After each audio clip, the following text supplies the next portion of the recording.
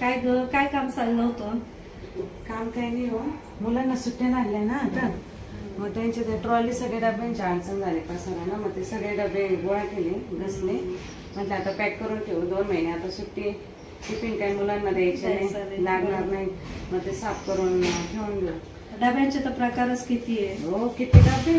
ते इतकं म्हणजे डबे धुताना मला ते बघितलं ना की अरे आठवलं, म्हटले किती मुलांचे टिफिनचे प्रकार आपल्या वेळेस काहीच नाही. एकच डबा वापरायचा, नाही तर काय काही जण तर कपड्यामध्ये न्यायचे.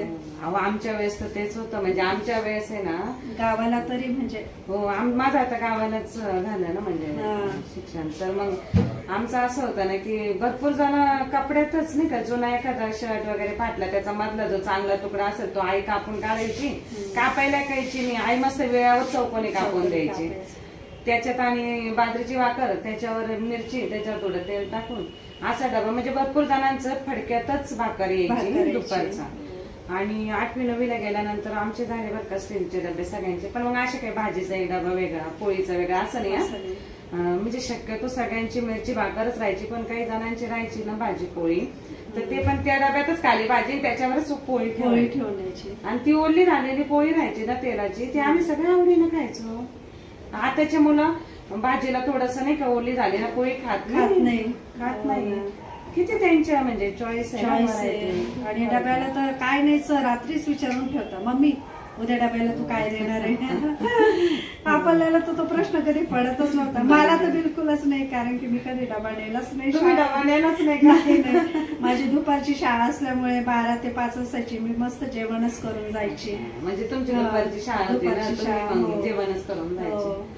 नाही, आमचं कसं होतं ना, आमच्या शाळा जिल्हा परिषदेची, तिचं टायमिंग होतं 10 ते 5, आणि 10 ते 5 टायमिंग, त्याशिवाय गावाला शाळा. आम्ही सगळे मळ्याच्या वस्तीवरून, आता म्हणजे माझं स्वतःचं घर गावापासून 2.5 किलोमीटर होतं, 2 ते 2.5 किलोमीटर साधारणतः असेल, आणि एवढ्या दुरून आम्ही 9ला घरून निघायचो, घरी जायला 6 वाजायचे, मग त्याच्यामुळे आम्हाला घरून डबा आणायचोच. पण म्हणजे आमच्या आईवडिलांना एवढं कष्ट नव्हतं बरं का, की खास हीच भाजी बनवून द्या, आताच्या मुलांचे जशी चॉईस आहे तसं. आमचा डबा साधा सोपा, मिरची भाकर, चुकून असली काही भाजी तर ती भाजी काय बटाट्याची भाजी असली जास्तीत जास्त, वालाच्या शेंगा, म्हणजे कसं आहे ना, असं आईवडिलांना नाही विचारावं नव्हतं लागत उद्या डब्याला काय द्यायचं, आणि आम्हालाही त्या डब्याची लाज नव्हती वाटत, कारण की कसं आहे आमच्या बरोबरच्या सगळ्यांच्या डब्याला मिरची भाकर राहायची. फक्त एवढंच का कोणाची शेंगदाण्याची चटणी, कोणाची पापड चटणी, कोणाचा मिरचीचा ठेचा, कोणाचा मिरचीचा तो खरडा नाही का तव्यावर करायचे पूर्वी तो.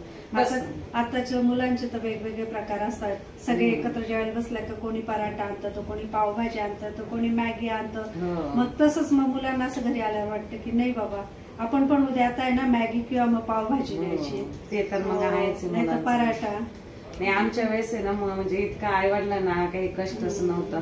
म्हणजे आता आपण इतके डबेचे प्रकारही वेगवेगळे, ते आपल्या वेळेस त्यांना ना डबे घेण्याचं आईवडिलांना टेन्शन होतं, ना डब्याला काही बनवून देण्याचं टेन्शन होतं, आणि त्याच्यापेक्षा महत्वाचं आताच्या मुलांना पाण्याच्या बॉटल, पाण्याच्या बॉटल पण वेगवेगळ्या प्रकारच्या, एक बॉटल तर कधी वापरणारच नाही. ज्युनियरला शाळेत गेला की तसं आपण त्याला टिफिन बॉटल सगळं देतो, आणि इथं आम्ही 10वी झाली 12वी झाली पाण्याची बाटली कधी नेलीच नाही. मी तर कधीच नाही, कारण की आमच्या शाळेतच पाण्याचे हे होतं. नाही, आमच्या शाळेत नव्हती बरं का, पाण्याची सुविधा नव्हती, पण मग आम्ही सगळ्यांच्या डब्याला मिरची भाकर राहायची ना, दुपारी काय करायचो, ज्यांची भाजी पोळी आहे ना ती पहिली खाऊन घ्यायचो आम्ही मुली, आणि ज्यांची मिरची भाकर आहे ना मग सगळ्याजणी आपल्या डब्यात असलेली भाकर रिकाम्या झालेल्या डब्यांमध्ये बारीक चुरायच्या, आणि जी मिरची आहे ती सगळी एकत्र कालवायची, असं सगळ्यांच्या भाकरी एकत्र, मिरची एकत्र, त्याचा असा छान काला करायचा, प्रत्येकाच्या डब्यात थोडं थोडं देऊन आम्ही सगळे खायचं. आणि मग खूप तिखट लागलं ना की आता पाण्याची सोय, मग गावात ज्या मुली राहणार आहे त्या काही डबा आणायच्या नाही, त्या घरी जेवायला जायच्या ना,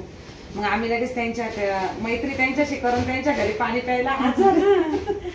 आताच्या स्कूलमध्ये असतं पाणी, पण आजकाल मुलं स्कूल मधलं पाणी पित नाही, घरातलंच, प्रत्येकाच्या घरात आजकाल फिल्टर बसवलेलं आहे, ऍक्वा बसवलेलं आहे. आता आहे शाळेत पाणी, पण मग आता चॉईस वाढल्या, आता घरी फिल्टरचं पाणी पिणार, शाळेत साधं पाणी पिणार, मग आजारी झालं. असं आपल्या वेळेस काही आजार पण होते काही, कोणाला पटकन सर्दी होत नाही, हा प्रकारच नव्हता.